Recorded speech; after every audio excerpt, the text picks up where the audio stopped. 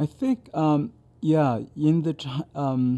before the 1989 students' movement, the revival among the house churches pretty much occurred in the rural countryside areas. But after that, there's a massive revival among the Chinese intellectuals. Those Christians like myself have been never really seeing any such a big revival because the students' movement, actually the massacre happened, and there were millions and millions of Chinese intellectuals came to Christian faith. Many of them were public intellectuals, as we call it, university professors, students leaders, especially in the lawyers field, and many human rights campaigners became Christians. So in that sense, within the Christian community, I would say there are already a group of the Chinese intellectuals who are both concerned about the faith and the freedom. And after all, the religious freedom is the first freedom above every other freedoms, as President Bush repeatedly said.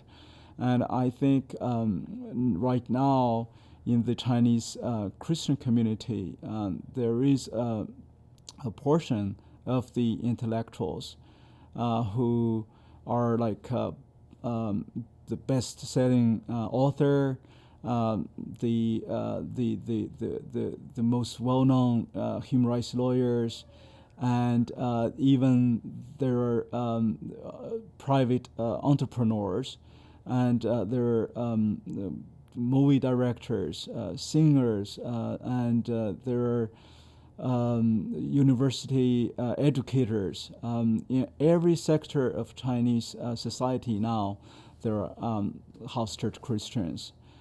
So that's a very phenomenal compared to what had happened in the past. I would say, although the goal for religious freedom is the same for all these different groups, like those Catholics who are loyal to the Holy See, and those Tibetans who are fighting for their freedom, the Uyghurs also for their freedom. Yet, because of the government, the severe crackdown and restrictions on the communication and movement, and also the different tactics against the different groups, there not much communication among these groups inside China. Of course, in overseas, we are in different groups. We have more collaboration among different faith groups than inside China, because obviously we have more freedom here to communicate, to gather together, and to talk about common strategies. But inside China, it's almost impossible because each group even have a hard time to survive themselves. For instance, if a house church pastor, is fighting for their own freedom of gathering in their own area, had any indication of a collaboration with the underground, like a Vatican-appointed bishop, and his or her crime would be 10 times more severe, than if he's fighting for that one issue. And if you join the cause for the Tibetan or Uyghurs, my goodness, I mean, the sentence, if he's caught, would be 100 times more severe and more serious.